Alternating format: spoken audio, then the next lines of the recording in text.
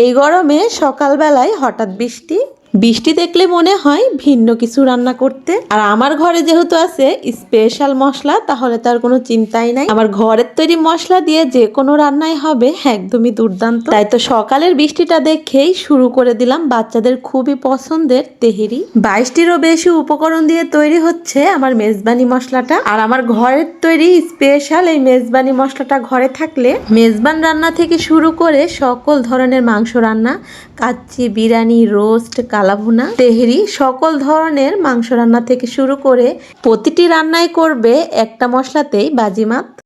আসসালামু আলাইকুম আমার প্রিয় ভাই বোনেরা, সকলে কেমন আছেন?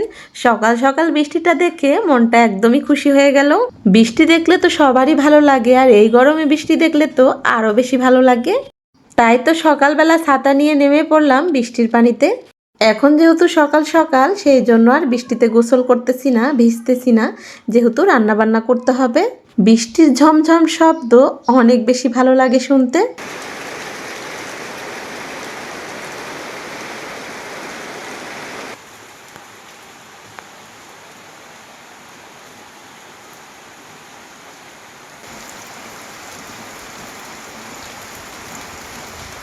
বৃষ্টির দিন দেখলে মনে হয় একটু অন্য কিছু রান্না করি, মানে অন্য রকম খাবার খাই। আর আমার ঘরে যেহেতু আছে স্পেশাল মশলা, রান্না বান্না নিয়ে তেমন কোনো টেনশনই নাই।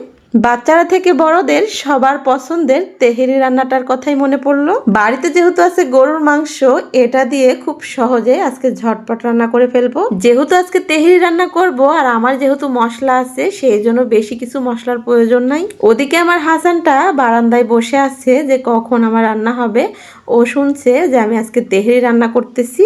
আমার ছেলেটা আজকে লক্ষ্মী হয়ে গেছে, এসে বলতেছে আম্মু তাড়াতাড়ি করে আমাকে রান্না করে দাও। হ্যালো, আমি রান্না করে নিই। খেলো, ওই যে ওই দেখো ভেকু গাড়ি দিয়ে খেলো।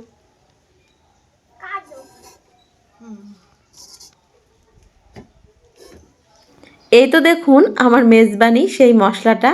এই মশলাটা কিন্তু আপনারা অনেকেই অর্ডার করতেছেন, তাই তাড়াতাড়ি করে অর্ডার করে ফেলুন। আমার মতো খুব সহজে যদি ঝটপট রান্না করতে চান, তাহলে এই মশলাটা আপনাদের ঘরে রাখুন। তেহিটা রান্না করার জন্য আমি এখানে নিছি গরুর মাংস, আর এখানে 1 কেজিরও বেশি গরুর মাংস আছে। ছোট ছোট করে কেটে নিচ্ছি। আর এই তো 1 কেজি পোলাওর চাল নিছি। এখানে শুধু নিছি কাঁচামরিচ, পেঁয়াজ ও টক দই, আর হচ্ছে লাগবে লবণ, আর থাকবে আমার মেজবানি সেই মশলাটা।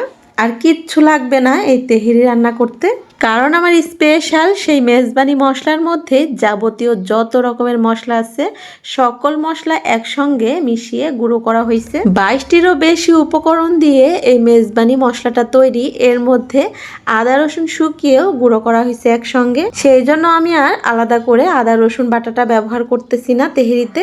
আপনারা যদি বেশি আদা রসুন খেতে পছন্দ করেন, তাহলে অল্প করে বেটে দিতে পারেন। তবে আমি আজকে আর আলাদা করে আদা রসুন বাটতেছি না।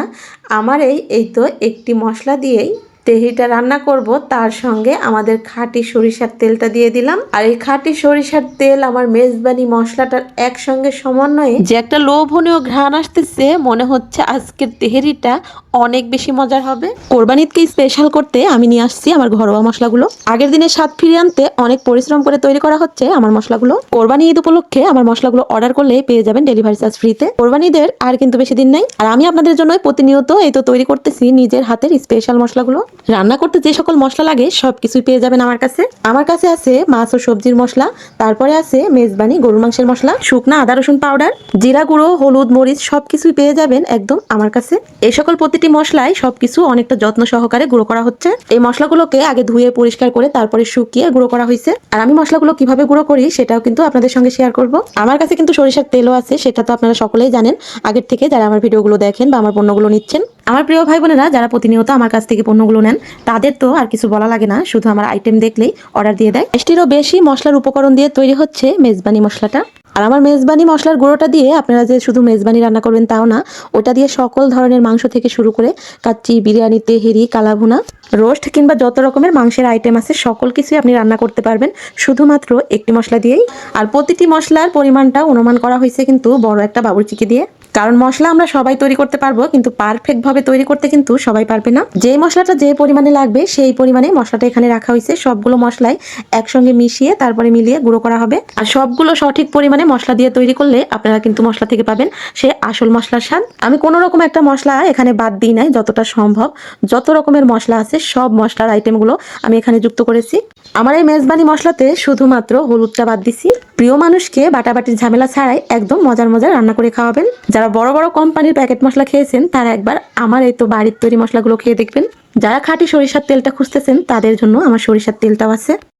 মশলাটা মাখাতে মাখাতে আপনাদেরকে দেখিয়ে দিলাম আমার মশলাটা কিভাবে তৈরি হচ্ছে। যারা ভাবতেছেন আমার এই মেজবানি মশলাটা নেবেন তারা কিন্তু তাড়াতাড়ি করে অর্ডার করে নিন। ঈদের কিন্তু বেশি দিন নাই, আর ঈদের এক সপ্তাহ আগেই কুরিয়া বন্ধ হয়ে যাবে, তখন আর আপনাদের হাতে পৌঁছাতে পারবো না আমার মশলাগুলো। মাংসটাকে আমার মেজবানি মশলা দিয়ে সব কিছু দিয়ে ভালো করে মেখে নিচ্ছি। আর ওদিকে হাসানটা অনেক খুশি আজকে। আমি রান্না বান্না করতেছি, ও চুপচাপ অনেকক্ষণ ধরে বসে আছে। এই তো দেখুন মাংসটাকে কি সুন্দর করে মাখিয়ে নিলাম। আর আমি মাংসটাকে প্রথমে রান্না করে নেব। আর রান্না করার জন্য এখানে বেশি পরিমাণে পানি দিব না, শুধু এই তো হাতটা ধুয়ে অল্প করে পানি দিয়ে দিলাম। আর মাংস থেকে যে পানিটা বের হবে সেটা দিয়েই মাংসটাকে আমি আস্তে আস্তে নেড়ে চেড়ে ঢেকে দিয়ে সিদ্ধ করে নেব। তেহরি রান্না তো আমার মনে হয় আমার সকল আপুরা সবাই পারেন, তবে আমি আমার মশলা দিয়ে কিভাবে রান্নাটা করি সেটাই আপনাদের সঙ্গে শেয়ার করতেছি। এই তো দেখুন আস্তে আস্তে মাংস থেকে পানি ছেড়ে দিচ্ছে। ঢাকনাটা খুলে আমি এইভাবেই বারে বারে নাড়াচাড়া করে দিব, আবারও ঢেকে দিব।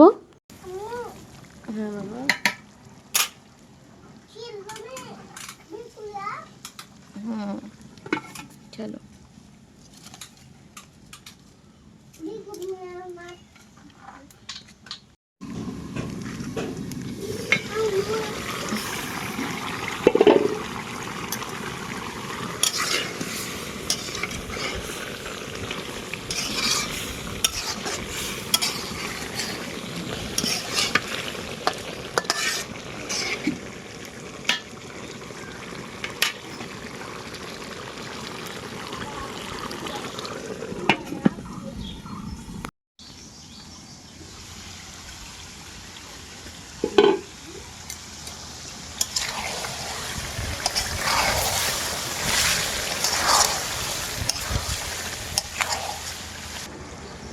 মাংস রান্নাটা প্রায় হয়ে আসতেছে, এর মধ্যে আবার কয়েকটা কাঁচামরিচ দিয়ে দিলাম। আমি কিন্তু আলাদা করে কোনো মরিচের গুঁড়াও ব্যবহার করি নাই, যেহেতু আমার মশলার মধ্যেই সব কিছু আছে। মাংস রান্নাটা হয়ে গেছে, এবারেই মাংসগুলো আমি উঠিয়ে নেব।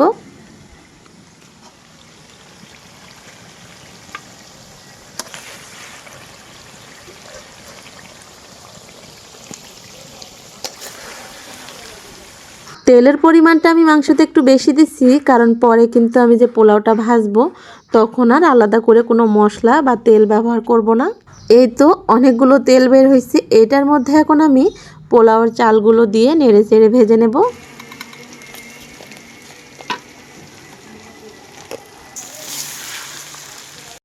পোলাওর চালটাকে অনেকটা সময় ধরে এভাবে নেড়ে চেড়ে ভেজে নিতে হবে।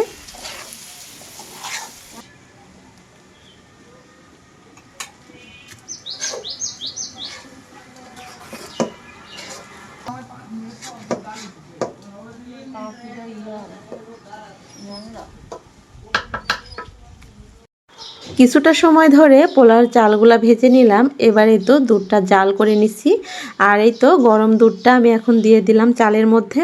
আমি যেহেতু গরুর দুধটা দিয়ে রান্না করলাম, যারা পাউডার দুধ দিয়ে রান্না করবেন তারা কিন্তু পানির সঙ্গে এই তো দুধটা মিলিয়ে তারপরে এভাবে দিয়ে দিবেন, গরম করে নেবেন, কারণ গরম পানিতেই স্বাদটা বেশি পাওয়া যায়। তেহিটা ঢেকে দিছি, এদিকে বলক উঠে ঢাকনার উপর দিয়ে অনেকটাই এই তো ঝোল পড়ে গেছে। পানিটা যেহেতু শুকিয়ে আসতেছে, এখন দিয়ে দিব মাংসগুলো। আর মাংসটাকে কিন্তু আমি একদম সিদ্ধ করে রান্না করে নিছি। যদি আপনাদের মনে হয় সিদ্ধ না হয় তাহলে কিন্তু পানি দিয়ে ভালো করে সিদ্ধ করে রান্না করে নিতে পারেন। আমার যে প্রথমে অল্প একটু পানি দিছিলাম সেটাতেই রান্না করে নিছি, আর সুন্দর মতো সিদ্ধ হয়ে গেছে। এবার মাংসটাকে দিয়ে একটু নেড়ে চেড়ে শুধু ঢেকে দিব, আর ঢেকে দিলে হয়ে যাবে আমার তেহেরি রান্নাটা। আজ পুরো রান্না করতে করতে হাসানটা কোথাও যায় নাই, আমার কাছে আছে আর অপেক্ষা করতেছিল যে আমার রান্না কখন হবে। মাংসটা দেওয়ার পরে আবারও দিয়ে দিলাম এই তো কয়েকটা কাঁচামরিচ, এখন দিয়ে ঢেকে দিচ্ছি। আর কোনো কাজ নাই, এখন কিন্তু খুব সহজেই ঝটপটি রান্না হয়ে যাবে। আর এই তো দেখুন আমি ঢাকনাটা খুলে ফেললাম, আর এর মধ্যে কিন্তু আমি 2বার নেড়ে চেড়েও দিচ্ছি। আর এই তো আমার রান্নাটা এখন হয়ে গেছে। মাংসটা দেওয়ার পরে আমি কিন্তু আর চুলায় জাল দিই নাই, যেহেতু মাটির চুলা অনেক বেশি তাপ হয়ে আছে, আর ওই আগুনের তাপে হয়ে গেছে রান্নাটা। চুলা থেকে নামানোর আগেই প্লেটে বেড়ে নিচ্ছি, আগে খাবো আজকের রান্নাটা কেমন হলো সেটা দেখার জন্য। কারণ এত দারুণ ঘ্রাণ আসতেছে আর লোভ সামলাতে পারতেছি না, মনে হচ্ছে রান্নাটা কখন খাবো আমরা। একটা মশলাতে যে এত দারুণ রান্না হয় সেটা আমি কখনোই ভাবতে পারি নাই। আমার মশলা দেখে আমি নিজেই অবাক হয়ে গেছি। আর এই তো আমি খাওয়ার জন্য নিয়ে নিছি লেবু, শসা ও কাঁচামরিচ, কারণ এগুলো ছাড়া এই খাবারটা অনেকটাই অসম্পূর্ণ থেকে যায়। ঘ্রাণেই বলে দিচ্ছে আমার খাবারটা দুর্দান্ত হয়েছে খেতে।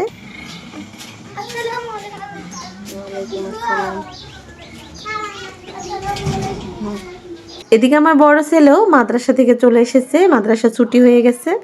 বাচ্চাদেরকেও খেতে দিব, তবে আমি সবার আগে খাচ্ছি শুধুমাত্র আপনাদেরকে জানানোর জন্য যে আমার রান্নাটা কেমন হলো। মাংসটা এত দারুণ সিদ্ধ হয়েছে তা বলার মতো না। তাই তো বিসমিল্লাহ বলে এই তো খাওয়াটা শুরু করে দিলাম। সত্যি কি আর বলবো, এত মজার হয়েছে যে আমি কখনো কল্পনাই করিনি। শুধুমাত্র একটা মশলা দিয়ে দেখতেই তো পেলেন যে কত মজা করে রান্না করলাম। এত সহজে যদি রান্না বান্না করতে চান তাহলে আর তো দেরি করবেন না, মশলার জন্য অর্ডার করে ফেলুন। বাচ্চাদেরকে নিয়ে সবাইকে নিয়ে খুব মজা করে তেহেরি খেয়েছি। এবারেই তো গোসলের টাইমে আবারও আসছে বৃষ্টি। দুপুরের বৃষ্টিটাকে আর মিস করলাম না, একদমই নেমে পড়লাম বৃষ্টিতে ভিজার জন্য। বৃষ্টি দেখলে সব সময় গোসল করতে ইচ্ছে করে, ভিজতে ইচ্ছে করে। আর দুপুরবেলার টাইমে যদি হয় বৃষ্টি তাহলে তো আর ঘরে থাকতে ইচ্ছে করে না। এখন এই তো অনেকটা সময় নিয়ে বৃষ্টিতে ভিজে ভিজে গোসল করব। রান্না বান্না শেষ করে কাজ শেষ করে অনেকটা গরমও লাগতেছিল, আর বৃষ্টিতে ভিজতে ভীষণ ভালো লাগতেছে এখন। আমার ভেজা দেখে এদিকে বাচ্চারাও নেমে পড়েছে, খুবই আনন্দ করতেছিলাম মা ছেলেরা মিলে। আলহামদুলিল্লাহ আজকের দিনটা খাওয়া দাওয়া সব মিলিয়ে অনেক অনেক ভালো কাটলো। আল্লাহর রহমতের বৃষ্টি দুনিয়াটা একদম ঠান্ডা করে দিল।